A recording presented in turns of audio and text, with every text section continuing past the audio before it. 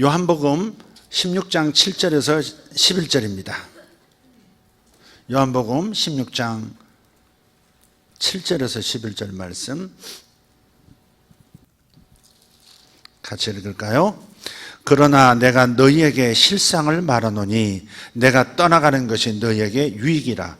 내가 떠나가지 아니하면 보혜사가 너희에게로 오시지 아니할 것이요 가면 내가 그를 너희에게로 보내리니 나는 그가 와서 죄에 대하여 의에 대하여 심판에 대하여 세상을 책망하시리라. 죄에 대하여라 함은 그들이 나를 믿지 아니하며 의에 대하여라 함은 내가 아버지께로 가니 너희가 다시 나를 보지 못하며 심판에 대하여라 함은 이 세상 임금이 심판을 받았습니다. 아멘. 오늘 말씀 제목은 성령의 하시는 일 세 가지입니다. 성령의 일 세 가지. 자, 여러분 이 말씀을 읽으면서 그가 와서 죄에 대하여 의에 대하여 심판에 대하여 세상을 책망하시리라, 이 말씀을 잘 이해하고 계셨나요? 읽으실 때 납득이 되시던가요? 머리가 시원해지시던가요? 여러분, 시원해지지 않으면 시원해지지 않은, 잘 이해가 되지 않고 깨달음이 없는 그 부분은 체크해 놓으셔야 돼요. 계속 들여다본다고 해결되는 일이 아닐 수 있어요. 그럼 계속 통과해서 체크해 놓고 다른 거 읽어요. 그 다음 다시 읽어요. 다시 읽을 때 깨달아질 수 있어요. 다른 구절을 읽을 때 깨달아질 수도 있어요. 근데 내가 뭘 모른다와 내가 뭘 안다를 잘 알고 있어야 돼요. 진짜 똑똑한 사람은 내가 아는 것과 내가 모르는 것이 무엇인지를 구분할 줄 아는 사람이에요. 그래서 여러분이 이 성경 말씀을 잘 납득이 안 되는 부분은 성령께서 특별하게 은혜로 내게 뭔가를 주시려고 이렇게 덮어놓은 것일 수도 있어요. 그것이 해결되면 많은 것이 해결되는 거죠. 자, 지금 하나님 말씀을 이해할 때 우리가 그 구절만 가지고 이해가 안 되면 앞뒤를, 다시 말해서 문맥 속에서 그 본문을 살펴보려고 해야 돼요. 문맥을 통해서 그 말씀의 의미, 뜻을 이해하려고 할 때 도움이 되는 것은 뭐냐? 이 말씀을 누구에게 지금 하고 있는가? 이것을 살피면 문맥 속에서 본문을 이해하는 데 도움이 돼요. 지금 이 말씀을 어느 무리에게 지금 하고 계시지? 누구를 대상으로 하시고 있는 말씀인지를 먼저 살피라 이 말이죠. 지금 누구를 향해서 하고 있는 말씀이에요?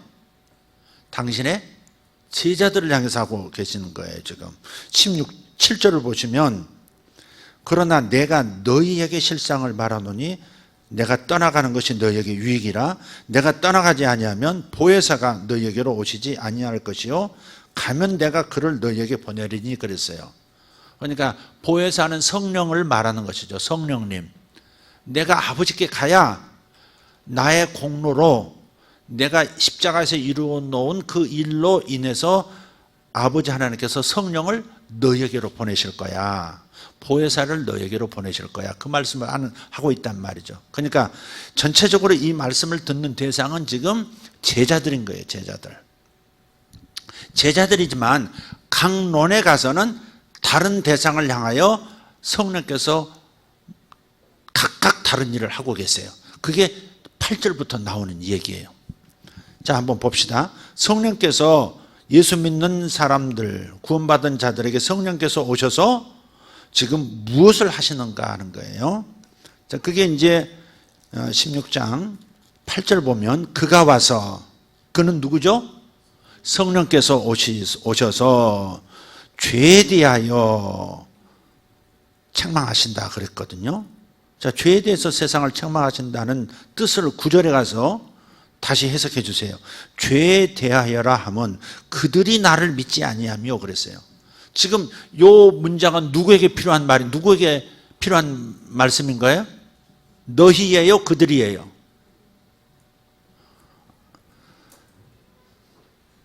다시 한번 들여다보시고 밥 아래 힘을 무시하시고 점심에 졸리게 하는 능력을 파쇄하시고 말씀에 집중해 주시기를 바라요.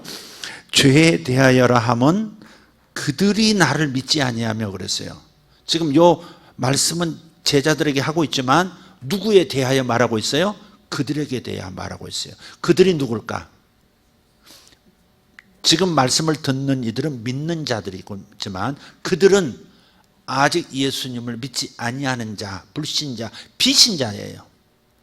그러니까 예수 믿는 사람 바깥에 있는 그들에게는 성령이 오셔서 죄에 대하여 깨우쳐 주신다 이 말이에요.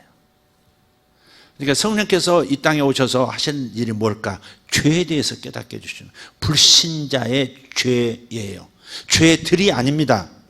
죄들이 아닙니다. 죄입니다. 지금 불신자들이 구원받지 못하는 까닭은 어디 있습니까? 많은 죄들 때문에 구원을 못 받는 게 아니에요. 자기들의 죄로 인해서 예수님께서 대신 십자가에서 죄값을 치르신 그것을 믿는 신앙을 갖지 않는 것, 즉 불신앙이라고 하는 예수님에 대한 믿음을 갖지 않는 그 한 가지 죄를 지금 저들이 짓기 때문에 구원 못 받는 거예요. 성령이 오시면 모든 죄들을 막 지적하시고 괴롭히시는 게 아니라 뭐예요? 너희들에게 괴로움을 주고 삶을 황폐화시키는 그 죄를 벗어날 수 있는 길이 있는데 그게 바로 십자가에서 예수께서 대신 해결하셨다. 너희 죄값을 그분이 치르셨다. 그분을 믿어라. 그분을 믿지 않는 것은 불신앙은 죄니라 라고 세상에 대해서 그들에 대해서 책망하시는 일을 한다는 거예요. 그러니까 여러분도 과거에 예수 안 믿을 때가 있었잖아요. 그죠? 여러분도 주님을 믿지 않을 때가 있었어요. 예수 믿는 가정에 태어났다고 다 예수 믿나요? 지금 저 권사님 품에 안겨있는 시아가 예수님을 믿나요? 다음 주에 세례 받지만 쟤는 아직 예수님을 믿을 수 있는 그런 지력이 없어요. 지성이 없다고요. 응? 그러니까 예수 믿는 가정 3대째, 5대째 가문에서 태어났다고 자동적으로 예수 믿고 구원받게 되는 건 아니에요. 따라서 하여간 예수님을 구세주로 영접하지 않은 사람은 예수님에 대한 불신앙의 죄가 있는 거예요. 다른 모든 죄를 다 그분이 지셨다고 하는데도 안 믿는다면 어떻게 자기 죄를 자기가 스스로 다 감당하겠다는 얘기와 똑같잖아요. 누가 대신 죽어주신 그 티켓을 내가 받아야 되는데 그걸 내 것으로 삼아야 되는데 그것을 거절하면 자기의 모든 죄가 그대로 남아있는 것이고 그 죄에 따라서 지옥에 가버리는 것이죠. 그래서 성령께서 오셔서 믿지 않는 자들의 불신앙의 죄를 책망하신다는 거예요. 책망의 목적은, 책망의 동기는 사랑이지 단순한 심판, 저주가 아니란 말이에요. 책망할 때, 우리 자녀를 책망할 때 뭐 때문에 책망하는 거예요? 더 잘 되라고 책망하는 것이듯이 하나님께서 세상 그들에 대해서는 죄가 깨달아지도록 믿지 않는 죄가 결정적으로 너희를 지옥으로 몰아넣고 이 땅에서 하나님 나라를 경험하지 못하게 하는 무서운 죄인이라 라고 깨닫게 하신다 이 말, 책망하신다 이 말이에요. 아멘 합시다. 첫 번째는 불신자들에게 대하여 하시는 책망이에요. 성령께서. 자, 두 번째 의에 대하여라 함은 10절입니다. 의에 대하여라 함은 내가 아버지께로 가니 너희가 다시 나를 보지 못하며 그랬어요. 이건요 누구에 대해서 하신 말씀이에요? 그들이 아니고 믿는 자인 예수님의 제자, 지금 듣고 있는 너희를 가리켜 쓴 말이죠. 그러니까 우리에 대해서 하시는 말씀이에요. 우리가 항상 뭐에 대해요? 의에 대하여 책망을 받아야 돼요. 너 왜 그렇게 살았어? 이 책망을 말하는 게 아니에요. 여러분 다 그렇게 생각해 버려요. 너 올바로 살지 못했지. 왜 자꾸 잘못을 저지르는 거야? 왜 자꾸 죄를 저지르는 거야? 주님께서 성령께서 이걸 책망하신다고 생각하시면 잘못 해석하시는 거예요. 자 보세요. 내가 아버지께로 가니 너희가 다시 나를 보지 못하며는 앞에 있는 7절에서 조금 더 도움을 받으면 될 거예요. 다시 7절로 돌아가서 한번 보십시다. 그러나 내가 너희에게 실상을 말하노니 내가 떠나가는 것이, 즉 아버지께로, 하나님 아버지께로 가는 것이 너희에게 유익이라. 내가 떠나가지 아니하면 성령이 너희에게로 오시지 아니할 것이요 가면 내가 그를 너희에게 보내리니 그랬어요. 그러니까 예수님께서 의에 대하여라 하면 내가 아버지께로 가니 그랬어요. 아버지께로 가니 너희가 다시 나를 보지 못하며. 이 말이 무슨 말일까? 성령을 보내시는데 성령은 어떤 사람에게 임하는 거예요? 죄 있는 사람에게, 죄가 그대로 남아있는 사람에게 임할까요? 죄가 없는 자에게 임할까요?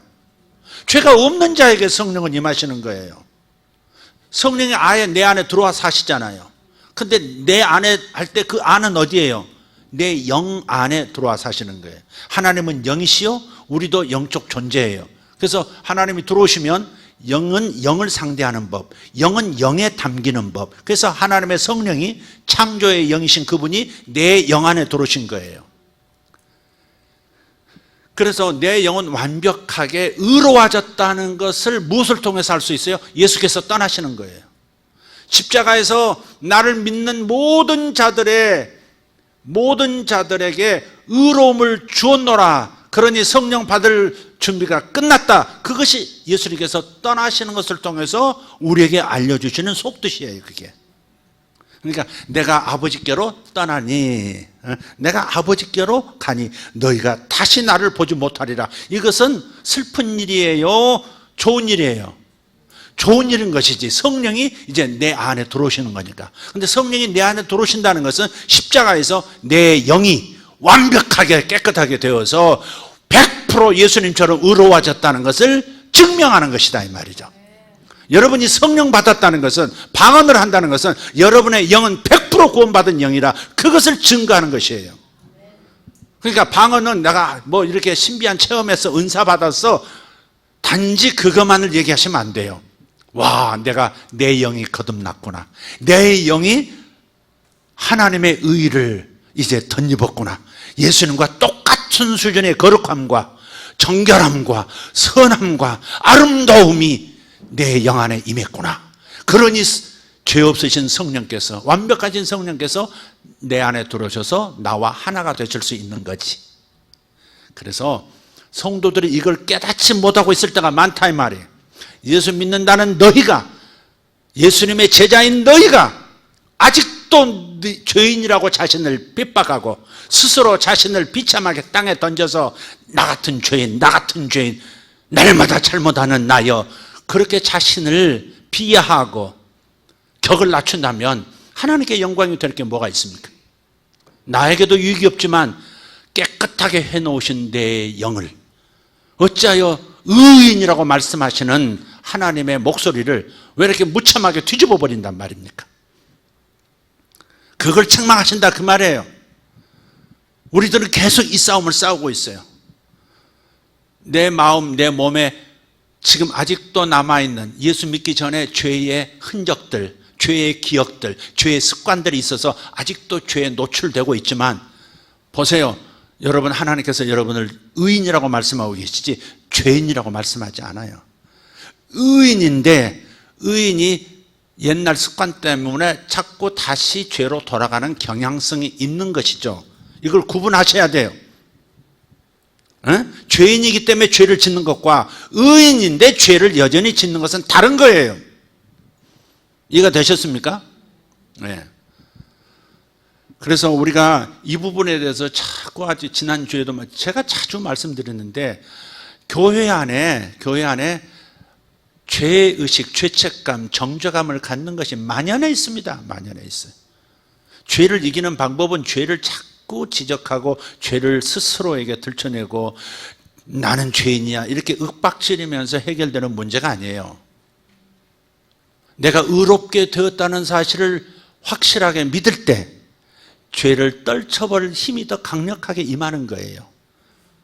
죄와 맞짱 떠서 죄를 지은 나를 구박해 가면서 스스로 못난 인생, 아직도 부족해, 하나님께서 너를 보고 실망하실까 하는 그런 느낌, 감정 가지고 계속 나를 대하는 한 나는 변화가 없을 거예요. 우리가 죄를 떨쳐버리고 죄를 이길 힘을 갖는 것은 내가 이미 모든 죄사함을 받아놓고 있다. 평생에 지을 죄까지도 예수께서 이미 대신 받으시고 대신 형벌 받으시고 대신 저주를 다 받으셨다. 그래서 하나님 안에서, 예수님 안에서 하나님 앞에 나는 의인이다, 이렇게 자신을 확실하게 자신의 정체성을 알고 있는 사람만이 죄를 떨쳐버리고 다르게 살 수 있는 힘이 주어지는 거예요. 죄를 대하는 방식에 있어서 잘못된 방식이 교회 안에 만연하고 있다 이 말이에요. 계속해서 죄를 지적하고 계속해서 죄를 생각나게 하고, 죄를 생각나게 하는 것은 정상이 아닙니다. 죄를 졌어도 하나님 앞에서 죄가 생각나는 순간에 나는 하나님 앞에 좌절하는 거예요. 그게. 예? 그러니까 주님께서 부탁을 하셨어요, 우리에게. 하나님은 영이시니 영으로 예비할지니라 그랬잖아. 내 영이 100% 깨끗한 이 상태로 하나님을 항상 의식해야지, 내가 실수하고 넘어지고 연약하고 죄진 그거 가지고 자꾸 의식하면서 요 문제를 해결한 다음에 주님께 가야지. 요 말은 내가 깨끗하게 씻고 목욕탕 갈 자격을 얻어야지, 그 말하고 똑같다 이 말이에요. 목욕탕 가면 다 씻을 텐데 내가 깨끗하게 그래도 단정하게 세수하고 양치질하고 머리도 빗고 드라이하고 그런 다음에 목욕탕 갈 자격이 있어, 이렇게 말하는 것과 똑같다 이 말이죠. 그러니까 여러분 요 미묘한 요 상황, 요 상태를 여러분 잘 분별하시고 함정에 빠지지 마셔야 돼요. 무조건 하나님 앞에 나갈 때는 나의 정체성, 의인의 정체성, 하나님의 자녀라는 정체성, 하나님이 나를 끝없이 사랑하신다는 이 놀라운 진리를 가지고 하나님 앞에 나아가고, 그러면서 내가 아직도 내 몸에 배어있는 죄의 습관, 뇌에 기억된 죄의 습관, 죄가 나를 이용하려고 하는 이 부분을 그 다음 다룰 수 있는 거예요. 이해가 되세요? 영으로 먼저 하나님을 상대하고 그 다음에 혼의 문제, 몸의 문제를 그 다음에 하나님 앞에서 해결받으라 이 말이죠. 주님께서 모든 것을 다 해결해 놓으시고 다시 일어나라 하셨잖아요. 예. 그래서 성령이 오시면 그냥 우리를 정죄하시기 위해서 오시는 게 아니에요. 정죄하는 것은 세상을 향해서 하나님 정죄하시는 거예요.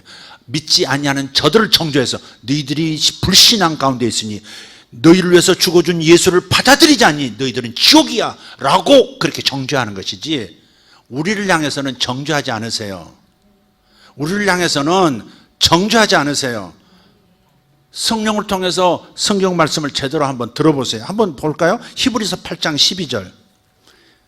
히브리서 8장 12절. 성경을 통해서 우리 판단하지 않으면 제 주장으로 끝날 수 있으니까 한번 읽어볼까요? 자, 시작. 내가 그들의 불의를 긍휼히 여기고 그들의 죄를 다시 기억하지 아니하리라 하셨느니라. 아멘. 죄를 기억한다는 말은 죄를 그들이 졌단 말이에요, 안 졌단 말이에요? 죄를 졌단 말이에요. 예수 믿었는데도 죄를 졌어요. 그러나 주님은 죄를 기억하지 않으신대. 왜? 예수께서 그 죄값을 따라서 형벌을 받으셨으니까. 그러니까 또 묻지 않는다 이 말이에요. 예수께서 내 이름으로 저주를 받으셨고 형벌을 받으셨으니까 그 문제, 내가 저지른 이 죄 문제를 네가 또 당해야 돼 하고서 끄집어내시지 않는다 이 말이에요. 기억도 안 하신다 이 말이에요. 예수가 다 지고 갔다 이 말이에요. 이것을 깨닫게 하는 거예요. 의에 대하여 하면 너희들이 이미 의롭다, 이걸 깨달으라고 주님께서 책망하신다 이 말이에요. 왜 죄의식을 가져? 왜 정죄감을 가져? 내가 너희들을 위해서 해준 일을 붙들어야지. 너희들이 못하고 잘못한 일을만 왜 자꾸 붙들고 있는 거야? 그게 너를 죄를 벗어나는 길이 아니야. 네가 이미 의롭게 되었고 죄 용서함 받았고 하나님 안에 그리스도 예수 안에서 너는 이미 나의 의가 되었어. 이것을 생각해 라고 책망하시는 거예요. 의에 대하여 세상을 책망하신다 하면 예수께서 할 일을 다 마치시고 속죄 사역을 이미 다 마치시고 성령 보내시기 위해서 가신다, 요거를 생각하게 하기 위해서, 상기시키게 하기 위해서 주님께서 세상을 책망하시는 거예요. 지금 이해하셨으면 아멘 합시다. 고린도후서 5장 21절 한번 볼까요? 고린도후서 5장 21절.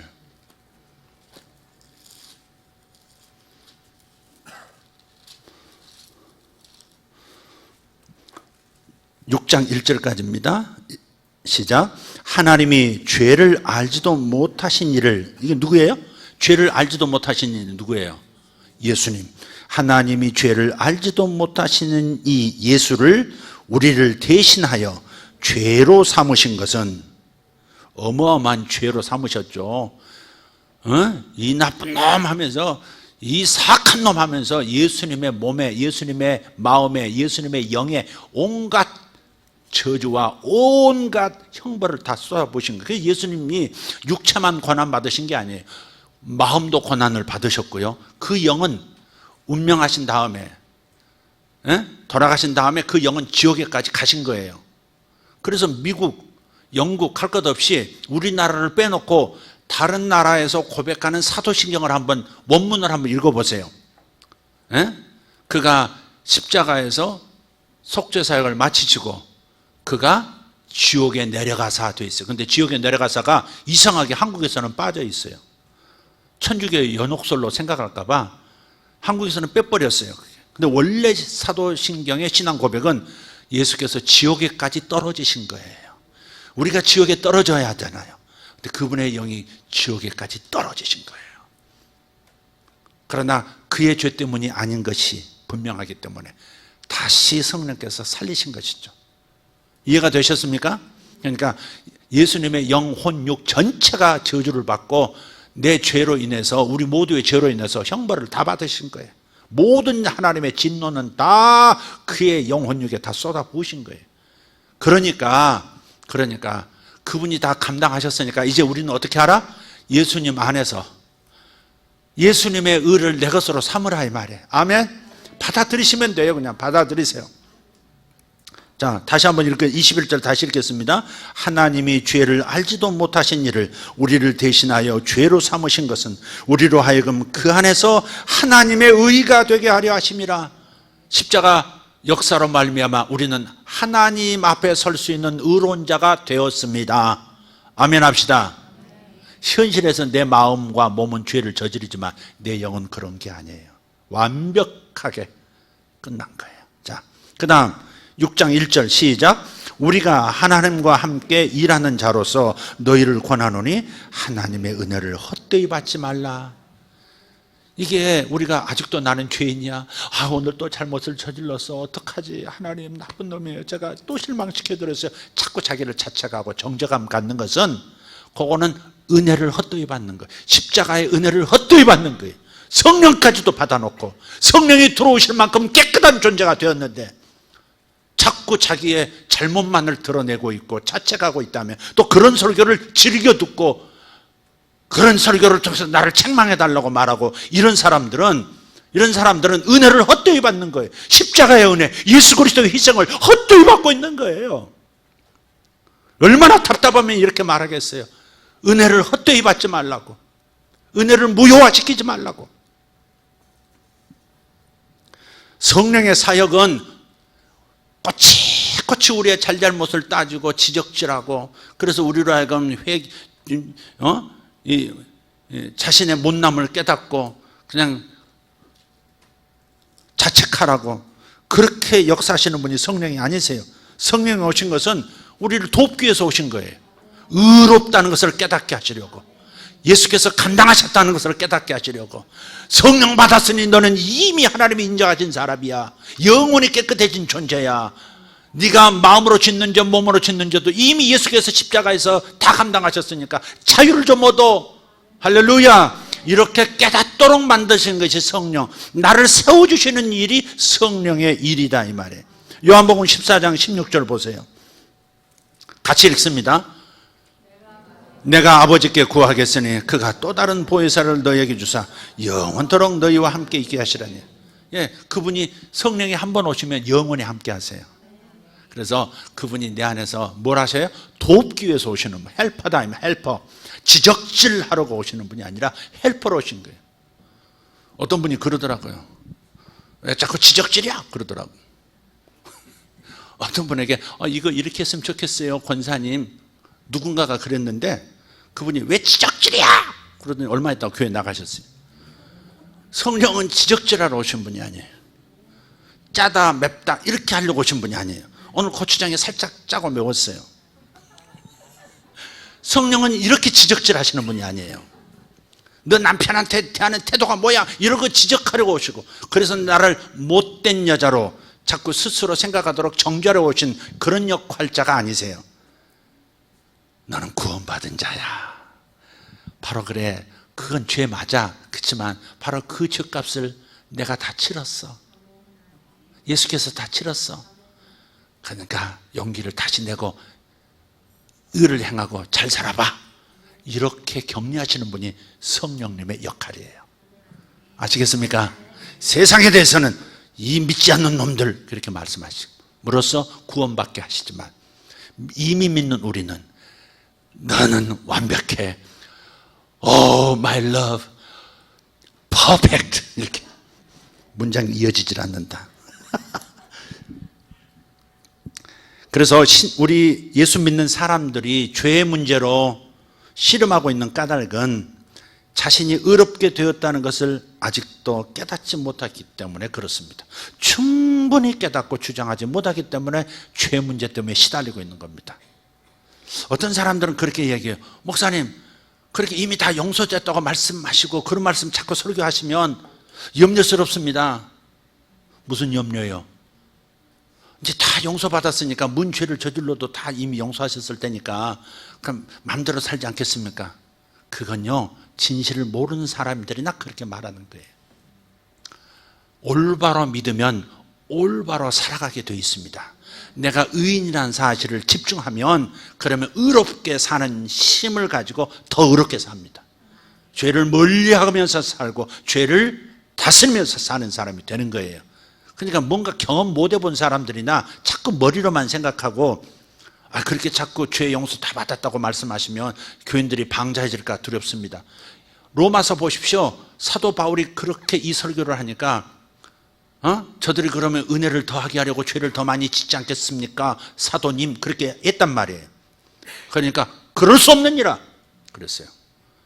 하나님께서 의롭게 하신 이들이 어찌 죄 가운데 더 살 수 있게 되겠느냐. 의롭게 되었다는 자기 정체성을 아는 사람은 자신을 지켜 더 깨끗하게 살 수 있느니라 그렇게 말한 거예요.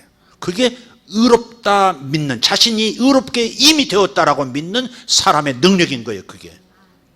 그러니까 이걸 모르는 사람은 그렇게 생각할 수 있다는 거 이해는 해요. 그러나 가르치는 지도자까지도 그렇게 염려하고 그렇게 진리를 그렇게 얘기하는 것을 금하고 조금은 경고하고 조금은 두렵게 만들고 이래야 되지 않겠습니까? 이렇게 말하는 것은, 그것은 갈라디아 교인들에게 책망했던 그 책망을 그도 들어야 되는 거예요. 은혜로 시작하였다가 율법으로 마치겠느냐, 복음으로 시작했다가 율법으로 마치겠냐 이 말이에요. 은혜로 시작했다가 행위로 마치겠느냐, 그 책망 들어야 마땅한 겁니다. 저는 여러분을 믿습니다. 저 자신이 경험이 그렇습니다. 와, 주님 저를 완벽하게 이렇게 해놓으셨, 이렇게 깨끗한 존재로 이렇게 하나님 앞에 세워주시다니 너무 감사해요. 너무 감사해요 주님. 이거부터 생각하면 아까 지었던 죄가 생각나도요, 그 때문에 정죄감에 빠져서 하나님과 친밀한 교제를 못하게 되는 게 아니라, 그런데 아까 실수했네요. 주여, 주여, 주님이 나를 이렇게 믿어주시고 이렇게 깨끗하게 해주셨는데 내가 죄에게 살짝 넘어갔네요. 주님 용서해 주세요. 제가 잘못했습니다. 깨끗하게 하겠습니다. 딱 바로 털고 일어날 수 있는 힘이 바로 거기 생긴다 이 말이에요. 오랫동안 고민하고 금식하고 괴롭게 한 다음에야 죄에서 벗어날 수 있고, 하나님도 그만하면 됐어, 다시 잘해봐, 이러시는 게 아니다 이 말이에요. 그 자리에서 곧바로 일어나는 거예요. 일어나면서도 뭐 하나 짚고 일어나야 돼요. 사람은, 복 있는 사람은 진흙탕에 자빠졌는데 일어날 때 손에 10,000원권 쥐고 딱 일어나고, 뭐 이런 역사가 딱 엎어졌는데 반지 하나 짚고 일어나고 말. 뒤로 넘어졌는데 코가 깨지고 이런 일 없어요. 올바로, 다시 말씀드려요. 여러분이 올바른 것을 올바로 믿으면 언제나 올바로 살 수 있는 힘을 얻게 된다. 이걸 꼭 믿으세요. 내가 하나님 앞에서 올바르게 되었다고, 의롭게 되었다고, 그것도 100% 예수님과 똑같은 수준으로 의롭게 되었다라고 믿으면 그렇게 사는 힘이 생긴다. 이런 말씀이 있어요 성경에. 우상을 바라보는 자는 우상과 하나이니라. 우상을 닮아간대. 그러나 하나님을 계속 바라보고 하나님이 나를 위해 해주신 일을 계속 바라보는 사람은 그렇게 되어 간다는 거예요. 이해가 되십니까? 어떤 사람들 그래요. 자기가 담배 중독이 있다든지 술 중독이 있다든지 게임 중독이 있다든지 이런 분들은요, 참 이게 어떤 분은 단번에 끊어지는 사람도 있는데, 어떤 사람은 분명히 예수님을 믿고 예수님을 사랑하는데도 불구하고 계속 그 중독에서 못 벗어나는 경우가 있어요. 근데 못 벗어날 것 같은데 여러분 거기서 쏘면 안 돼요. 그 순간에 쏘면 안 돼요. 그 순간에 내가 계속 죄를 지어도 좋다 이렇게 나갔어도 잘못된 거지만, 거기서 나는 죄를 이길 수 없어, 주님을 또 계속해서 실망시켜 드릴 거야, 실패를 미리 짐작하고 또 중독에 빠질 것을, 또 실수할 것을 미리 염려하고 미리 이렇게 하다 보면, 그러면 그 중독에서 벗어나지는 게 아니고 다시 그 중독 안으로 걸어 들어가요. 또 이렇게. 그러니까 나쁜 것을 바라보면 나쁜 것으로 닮아가고 그쪽으로 향하게 돼 있어요. 그러니까 이미 하나님께서 나를 영을 깨끗게 해놓으신 것과 일직선상으로 내 마음을 정렬시키면, 일직선상으로 만들면 그 영에 이미 와 있는 의로움이 내 마음에도 임해서 죄를 확 뒤로 던져버릴 수 있고 순간순간 이길 수 있는 그런 능력자가 되는 거예요. 이게 방법이에요. 이게 방법. 사도 바울이 말씀했잖아요. 결코 그리스도 예수 안에 있는 자에게는 결코 정죄함이 없나니, 결코 정죄하지 않는다. 하나님도 정죄하지 않으시니 나도 나를 정죄하면 안 된다 이 말이에요. 아멘. 내가 죄를 저질렀지만 그러나 내 속에 있는 죄가 그렇게 이끌어간 것이지, 의인인 나는 절대, 내 의인인 내가 그 죄를 저지른 게 아닌 거예요. 사도 바울은 그것까지도 구분을 했어요. 승리의 비결을 고민하면서 찾아낸 것이죠. 여러분 믿으십시오. 예수께서 행하신 은혜가, 나를 위해서 해주신 그 은혜가 모든 중독보다 더 큽니다. 하나님의 은혜가 여러분의 중독을 삼켜버릴 것입니다. 삼켜버릴 거예요. 꽉 삼켜버릴 거예요. 보세요. 어떤 땅에 이 중독이 되어 있는, 어떤 땅이 오염이 되어 있는 땅들이 있어요. 근데 어떤 식물들을 심으면요, 그 오염이 독성 물질들이 다 사라져 버려요. 그 식물이 다 삼켜버리는 거예요. 그렇다고 그 삼킨 그 식물이 또 오염이 되어 있느냐? 그것도 아니에요. 싹 사라져 버리는 거예요. 응? 어떤 땅에 어떤 식물들을 심으면요, 독성이 싹 사라져 버려요. 그러니까 하나님의 은혜는 여러분의 중독성, 여러분의 죄에 대한 욕망 다 삼켜버릴 거예요. 예, 지금은 패배하는 것 같아도 계속 거울 보고, 아니 여러분 자신을 향해서 말해주세요. 주님께서 나를 의롭게 여기신다.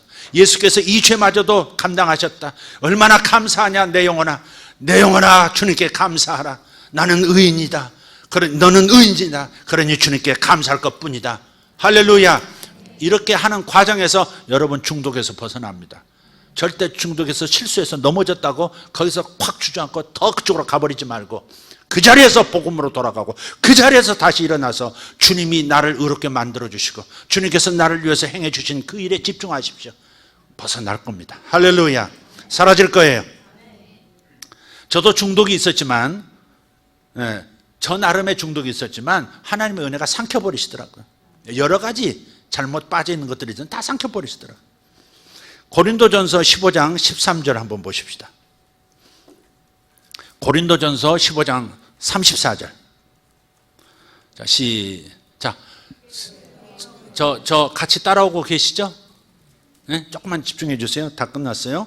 자, 깨어 의를 행하고 죄를 짓지 말라. 거기까지. 여러분 깨어나면 성령이 깨우치기 위해서 책망하신다 그랬잖아요. 내가 의인이지? 하나님께서 내 이미 일생에 과거 현재 미래 죄값 다 치르셨지? 그리고 나를 계속해서 끊임없이 사랑하시지? 여기에 깨어나면 어떻게 돼요? 의를 행하게 되는 거예요. 그런데 죄를 짓지 않게 되는 거예요. 죄를 짓지 말라 여기에 집중하지 말고 하나님께서 나를 의롭게 만드셨다는데 더 집중하세요. 깨어나세요. 깨어나세요. 자기를 정죄하는 일에 집중하지 말고 깨어나세요. 당신이 얼마나 의인인지, 하나님 안에서 얼마나 올바른 사람인지, 하나님이 얼마나 사랑하시는 사람인지 여기에 깨어나세요. 그러면 자신의 게 있는 그 의로움이 의를 행하게 만들고 죄를 멀리하게 만든다. 지금 이것을 말씀하고 있다. 자, 마지막 한 가지, 사탄에 대하여 세 번째 말씀하세요. 사탄에 대해서. 요한복음 16장 11절이죠. 자, 심판에 대하여라 함은, 심판에 대하여 하나님 성령이 책망하신다고 했는데, 심판에 대하여라 함은 이 세상 임금이 심판을 받았습니다 그랬어요. 이 세상 임금이 누구예요? 사탄 마귀죠. 사탄 마귀죠. 이게 사탄은 이미 심판을 받았어요. 심판이란 말은 지옥행 이렇게 정죄를 받았다. 법정 판결. 하늘에서 심판이란 말은 형벌과 똑같은 말이 아니에요. 심판은 이쪽 승, 이쪽 패 이렇게 판결을 내렸다 이 말이에요. 근데 그 판결에 심판에 의해서 그 다음에 뭐가 집행이 돼요? 벌이 집행이 되는 거예요. 사탄에 대해서 이미 하늘 법정이, 하나님 재판장이신 하나님 법정에서 사탄은 지옥 가야 할 범죄자 도장 찍었다 이 말이에요. 망치. 그래서 그것을 알라는 거예요. 그것을 성령이 그것을 깨달으라고 늘 가르쳐 주실 거라는 거예요. 어떤 사람은 사탄이 너무 무서워요. 혹시 타이어 빵꾸만 나도 내가 뭘 잘못했길래 주께서 이렇게 나를, 그러는 분 봤어요 실제로. 고추장 단지가 깨졌는데 내가 뭘 했길래 하나님이 이렇게 나를 자꾸 뭘 지적하시려고 이러실까. 지적질하는 분이 아니라니까. 지적질하기 전에 죄를 다 감당해서 자신이 벌 받아 버리시는 분이에요. 제 말에도 소용없어요. 참 나를 때리세요 이렇게 가로막고 하나님 앞에서 얻어맞아 버리신 분이 예수님이세요. 하나님 제 자꾸 말해봐야 소귀에 경이 낍니다. 그냥 차라리 나한테 제가 받겠으면 때리세요 이렇게 등을 내미신 분이 주님이시라 이 말이에요. 그러니까 우리가 자꾸 이렇게 세상에 조그만 무슨 일이 일어나도 하나님이 세상을 지금 심판하셨다고, 하나님이 지금 일본을 지금 그래서 심판하신다고 그랬다고 자꾸 이렇게 나가버리면 안 된다. 헝가리 가가지고 지금 그 많은 분들이 정말 그 고귀한 생명들이 다 살지 못하고 가버리셨는데, 그게 이 세상에 눈에 보이는 모든 파괴적인 일들은 그건 하나님이 하신 일이 아닙니다. 하나님은 세상에 대해서 화목한 마음뿐이에요. 고린도 후서 5장 18절 19절 20절 하나님은 그리스도 안에서 세상과 화목하셨느니라 그랬어요. 그러니까 하나님은 절대, 예수께서 모든 세상의 죄에 대한 분노를 다 받으셨기 때문에 하나님은 감정이 없으세요. 모든 죄와 모든 잘못하는 인류 어느 한 사람에 대해서도, 김정일에 대해서도, 김정은에 대해서 분노하고 계시는 게 아니에요 여러분. 그의 죄까지도 다 지고 가셔버렸기 때문에 하나님은 그에 대해서 불쌍히 여기고 긍휼히 여기는 그 마음뿐이시지, 죄를 기억하지 아니하리라 하는 주님의 그 말씀 그대로 주님은 죄를 기억하지 않아요. 죄가 기억나면 심판하셔야 되거든요. 그러나 죄를 기억하지 않으세요 이제. 그러면 이 세상에서 일어나는 일을 하나님이 지금 우리 인간의 죄에 대해서 심판하시는 거라고, 형벌 주시는 거라고 생각하는 것은 잘못이에요? 맞아요? 틀려요? 대개 답은 앞에 있어요. 하나님께서 이 세상에 일어나는 모든 잘못된 일은 하나님께서 심판하시는 일이 맞죠? 맞죠?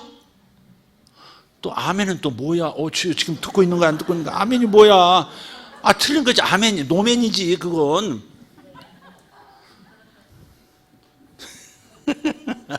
누가 아멘 했는지 모르지. 나만 알아.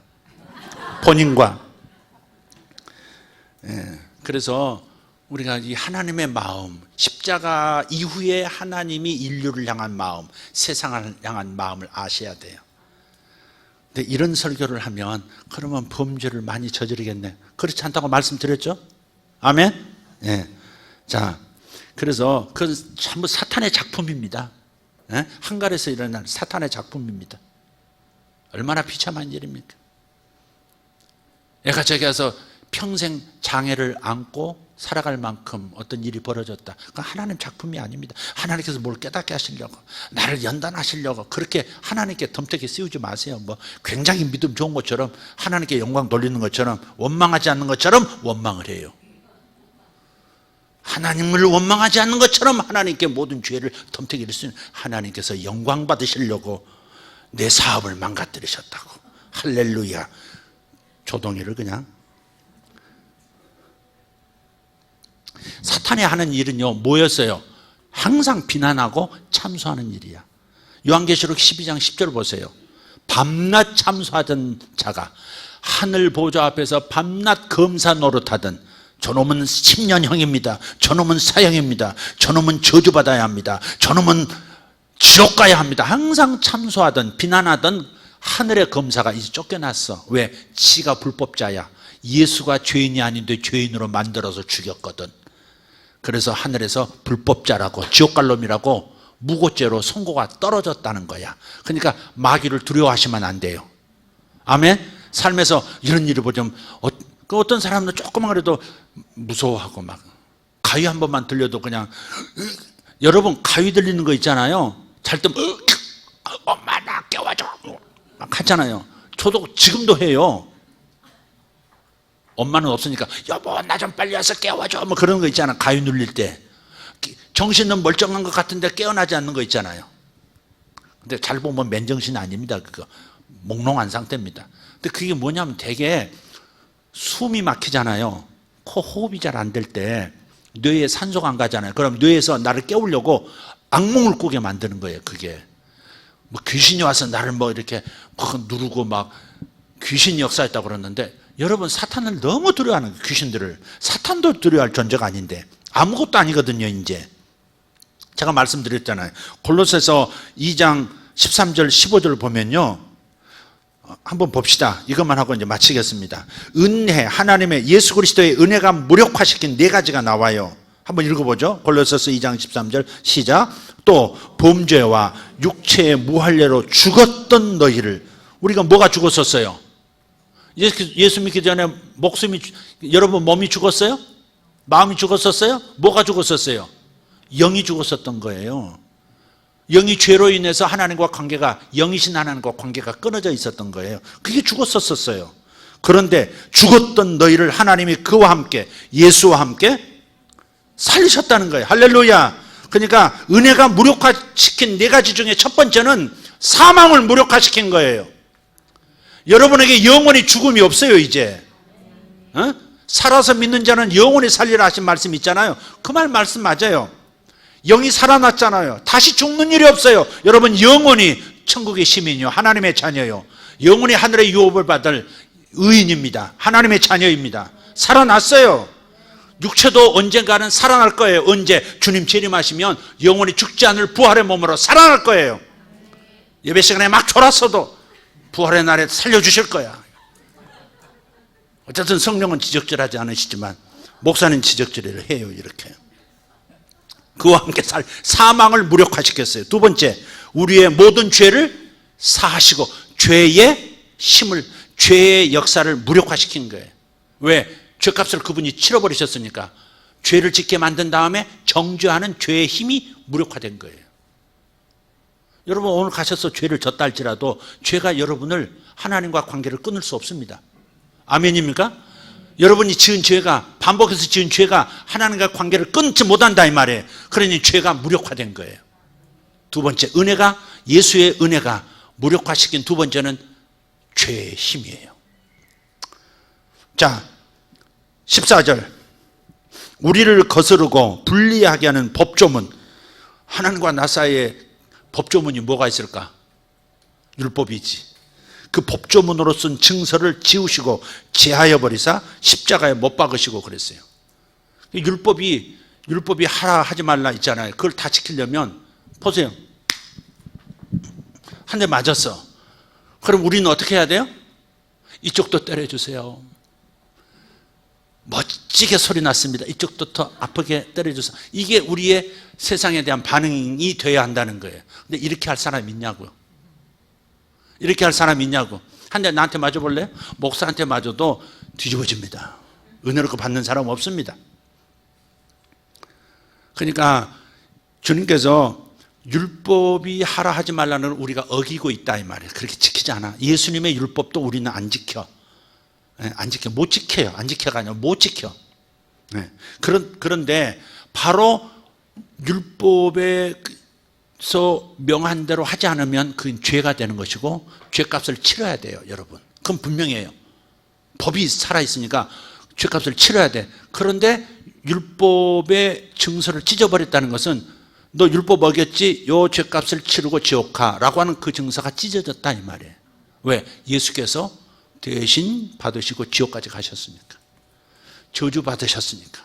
형벌 받으셨으니까.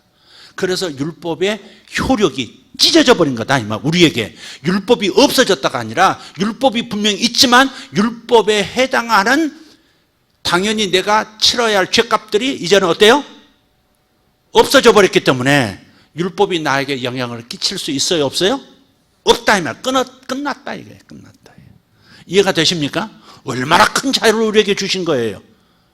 요거 하나만 깨달아도 여러분 펄펄 뛸 겁니다, 사실은. 그래서 세 번째는 율법을 무력화시킨 거예요. 적어도 신자들에게는 율법은 무력화된 거예요. 마지막 한 가지 15절 봅시다. 시작. 통치자들과 권세들을 무력화하여 드러내어 구경거리로 삼으시고 십자가로 그들을 이기셨느니라. 요 통치자들과 권세들은 뭐냐면 하늘에 있는 통치자들, 즉 영적 세계의 마귀, 그리고 마귀의 조직들, 이 모든 악령의 세계, 이들의 권세를 무력화해 버렸어요. 왜? 예수를 무고죄로, 예수를 죄가 없는데 죄인으로 만들어 죽인 것 때문에 무고죄로 저들이 이제는 비난자도 참소자 역할도 못하도록 하늘에서 쫓아내 버리신 거예요. 사탄은 무력화된 존재입니다. 아멘입니까? 그래서 구원받은 나에게 역사할 수 있어요, 없어요? 없습니다. 역사하려면 어떻게 하냐? 내가 환영할 때 역사할 수 있습니다. 아이고 무서워. 저기 저 나무 가지라도 건드리면 저거 대대로 이마를 지켜준다는 성황당 나무인데 저 나무 가지 꺾으면 집안에 우환이 생기는데 이걸 받아들이잖아요. 그래도 어쩌다가 나무에서 놀다가 가지라도 하나 꺾어지면 큰일 났다 이렇게 되잖아요. 그러면 실제로 악한 영이 역사하기 시작해요. 어디다 권세를 부여하면 그 권세 뒤에 숨어있던 그 어떤 사물 뒤에 역사하고 있던 영이 진짜 역사해버린다 이 말. 그러니까 여러분 안에 두려움만 없으면 사탄은 아무 짓도 못하는 거예요. 아멘입니까? 아무 짓도 못해요. 지옥 가기로 이미 다, 이거 보세요. 구경거리로 삼으셨다고 제가 전번에 말씀드렸죠. 로마 군단이 가서 바바리맨들, 야만인들을 딱 정복하면요, 제일 먼저 하는 일이 뭔지 아십니까? 우선 왕을 생포해요. 장군들 다 잡습니다. 그리고 왕과 장군을 알아볼 수 있는 모든 표식을 다 뗍니다. 문신도 칼로 벗겨냅니다. 그래가지고요, 이놈이 왕이었다고, 저놈이 장군이었다고 로마 시내로 쇠사슬에 묶어가지고 승리한 로마 군단이 로마 시까지 행진할 때요, 질질질 끄고 옵니다. 바울이 하는 말은 로마가 지배하고 그 바바리맨 리더를 잡아가지고 구경거리 삼고 뻘거벗겨서 쫙 지나올 때 로마 시민들은 이제 안심하고 살 수 있겠다. 이제는 국경에 대해서 염려 없이 살 수 있겠다. 로마 만세, 시저 만세 막 그러잖아요. 그런 것을 차용해 와서 지금 영적 세계에서 벌어진 일을 말하고 있는 거예요. 사탄 마귀, 인간을 괴롭히고 끊임없이 비난하고 정죄하고 그래서 저주받게 만들었던 사탄이, 욥의 가족을 저주받게 만들었던 사탄이 이제는 무장해제당해서, 예수님에 의해서 완전히 무장해제당해서 이제는 아무 역사도 할 수 없는 존재로 끌려오고 있는 그 장면 너희들이 보라 그 말이에요. 근데 우리는 자꾸 이상한 영화를 봐요. 헐리우드 영화 같은 거 보고 이제 호러물 같은 거 보면서, 그러면서 화장실도 잘 못 가고 혼자 못 자고 가위만 눌려도 귀신이 역사했다 그러고 이러면서 권위를 부여하는 거예요. 그러면 사탄이 역사하는 거예요. 벽장 안에 뭐가 있다, 침대 밑에 뭐가 있을 거야, 그렇게 확신하면 역사가 일어나 버려요. 그러니까 내가 믿고 문만 안 열어주면 사탄은 아무것도 아닌데 이미 끝장난 존재고 지옥 대기실 지금 구치소에 있거든. 형무소는 아직 안 가고 구치소에서 지금 이러고 있는 입장인데, 그런데 사탄에게 자꾸 사탄은 무서운 존재야, 귀신들은 조심해야 돼, 귀신들랑 물러가라, 계속 이래 되면 그러면 귀신들이 활동할 수 있도록 내가 믿어주는 거야. 그게 그래, 일어나서 역사해봐, 한번 교회를 무너뜨리고 막 내 가정도 하면 내 사업도 한번 박살내봐, 뭐 그렇게 초청하는 것과 똑같다 이 말이지. 우리가 그 패배한 영을, 귀신의 왕을 나도 발로 밟고 침도 뱉고 이렇게 구경을 해야 될 텐데, 무슨 귀신님 이러고 앉았으면 어떡하냐고. 그래서 앙코르 같은 구경도 못 가고 대웅전 쳐다보려면 뭐가 붙을까 봐 그냥 나 향냄새가 싫어 이러면서, 향냄새 나도 좋지 않아요. 좋지는 안 좋아서 안 가는 거지 무서워서 안 가는 거 아니거든. 에? 잠깐 발문만 디뎌도, 백양사 발문만 디뎌도 뭐 무더운 것 같이, 스님이 옆에 앉으면 그냥 벌떡 일어나 딴 데 가고 오주 예수피 이러고. 그게 얼마나 웃기는 일이냐 이 말이에요. 지금 오히려 마귀에게, 무력화된 마귀에게 사슬을 풀어주는 결과를 가져오는 거예요. 그게. 아멘. 그래서 은혜가 무력화시킨 네 가지. 첫째, 죄. 첫째 뭐였죠? 죄가 아니라 사망. 두 번째, 죄. 세 번째, 율법. 율법의 고발. 네 번째, 사탄이에요. 얼마나 감사해요. 여러분, 오늘 이 설교 성경 구절을 한번 다시 한번 비교하면서 한 주간 묵상하고 살았으면 좋겠어요. 성령이 오셔서 하신 세 가지 일부터 은혜가 무력화시킨 네 가지까지 한번 쭉 살펴서 여러분 내면에 계속 반복해서 말씀을 넣어주셔서 여러분이 절대 단단한 성숙한 청년 같은, 장년 같은 그런 신자들이 되시기를 예수 이름으로 축원합니다. 할렐루야. 기도하겠습니다. 다 같이 일어나십시다. 여러분, 정죄라고 하는 것은 의외로 무섭습니다. 내가 나를 스스로 정죄하는, 그걸 히브리서 10장에서는요 악한 양심이라고 그랬어요. 악한 양심. 양심은 좋은 마음이란 뜻 아니에요. 원래 양심, 그죠? 좋을 양자에다가 좋을 양이 맞나요? 장로님, 양자가 무슨 양자인가요? 선할 양자인가요? 하긴 뭐 비슷한 거예요. 양심은 선한 양심인데 거기는 보면 악한 양심이라고 나와요. 악한 양심은 뭐냐? 선한 것과 악한 것이 짬뽕되어 있다는 말이 아니고, 악한 양심이라는 것은 진리를 깨닫지 못해서 스스로 자기를 정죄하는 양심, 그걸 악한 양심이라고 그러는 거예요. 나에 대해서 악한 역할을 하는 양심이라 그 말이에요. 진리를 깨닫지 못하면 양심마저도 나를 고발하고, 사탄이 바깥에서 나를 공격하고, 율법이 나를 공격하고, 그 내 양심이 악한 양심이 되어서 나를 계속 좀먹는 정죄감을 심어주는 거예요. 어떤 분은 스트레스가 무섭습니다 그러지만은요, 스트레스보다 더 무서운 것은, 두려움보다 더 무서운 것은 정죄감입니다. 정죄감. 그래서 사도 바울이 정죄가 가장 깊은 뿌리에서 역사하는 걸 알기 때문에 그리스도 안에 있는 자는 결코 never 정죄함이 없다 그런 거예요. 우리는 영원히 유죄 판결을 받지 않습니다. 다 끝났어요. 예수님께서 유죄 판결을 내 대신 받아주셨기 때문에 영원히 나는 유죄 판결을 받지 않습니다. 그러니까 정죄에 빠지지 마세요. 정죄에 빠지지 마세요. 하나님의 진리로 무장하세요. 제가 여러분 성경을 쭉 읽으시면서 다시 한번 반복하시면서 제발 원하는 것, 하나님의 은혜를 헛되이 받지 말고 깊이 진리를 뿌리내리시기를, 거기서부터 여러분에게 좋은 일이 일어나는 거예요. 정죄감이 속에 있는 나는 일이 잘 가도 뭔가 탁 브레이크가 걸려. 왜? 내가 잘못했는데 하나님이 복 주실까 하는 감정이 있거든요. 그래서 정죄감이 뿌리 내리지 못하게 아주 뿌리채 드러내버리셔야 돼요. 아멘, 아멘, 할렐루야. 주님 앞에 손을 이렇게 들어보세요. 주님, 저는 자유합니다. I am free. 할렐루야. 나는 자유합니다. 나는 자유합니다.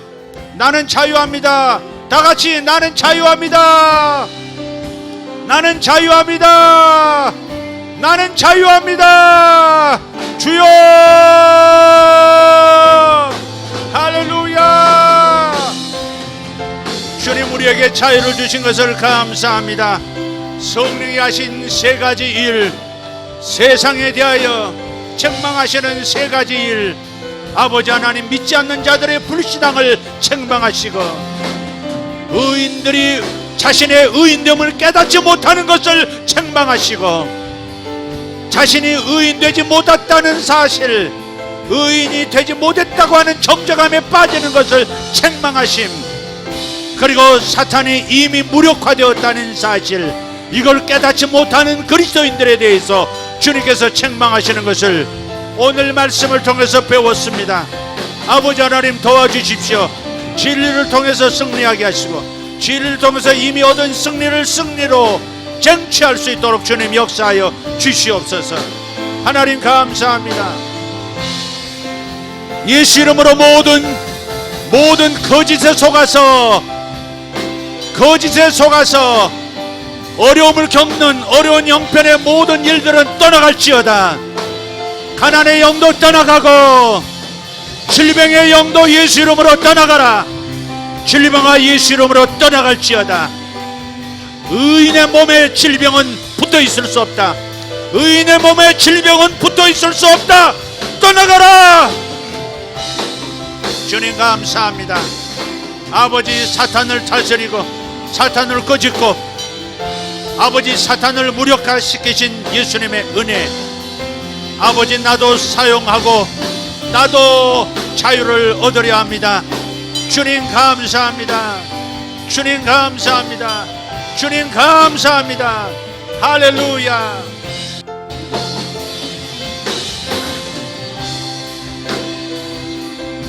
주님께 감사하는 마음으로, 성령님께 감사하는 마음으로 다시 한번 성령님 3번 외칩시다. 성령님, 성령님, 성령님. 할렐루야. 아버지 감사합니다. 아버지 감사합니다. 아버지 감사합니다. 예수님 감사합니다. 예수님 감사합니다. 예수님 감사합니다. 성령님 감사합니다. 내게 자유를 주신 성령님 감사합니다. 나를 깨닫게 하시고 깨닫게 하기 위하여 책망해 주시는 성령님 감사합니다. 감사합니다. 아버지, 사탄이 무력화된 것을 깨닫지 못하는 것 깨닫도록 책망해 주시니 감사합니다. 내가 이미 하나님 앞에 영원히 의로운 존재가 되어 있는 것, 그것을 주님 깨닫게 해주시도록, 깨닫도록 책망해 주시니 감사합니다. 아버지, 불신자들을 구원하기 위하여 불신앙을 책망하고 계시는 것을 알게 해주시니 감사합니다. 내 가족을 책망하고 불신 가족을 책망하여 돌아오게 하고 계심을 감사합니다. 아멘, 아멘, 아멘.